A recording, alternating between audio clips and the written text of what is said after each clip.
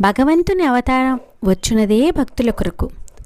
మానవ రూపణ ధరించి వచ్చినప్పుడు ఉత్కృష్ట మానవుడు ఏ విధంగా ఉండవలేనో ఆచరించి బోధించును. సన్యాసాశ్రమను ఉద్ధరించవలసి ఉన్నది.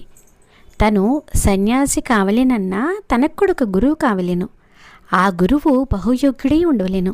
సాక్షాత్తు అవతార పురుషునికి గురువు కాగల యోగ్యత కోటిలో ఏ ఒక్కరికో ఉండును. అవతార పురుషుడు జన్మించిన వంశంలో 80 తరాల వారు అవతరించెదరు.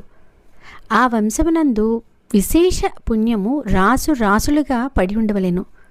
అదేవిధంగా అవతార పురుషునికి గురువుగా ఉండే వ్యక్తి వంశం కూడా పరమ పవిత్రంగా ఉండవలేను.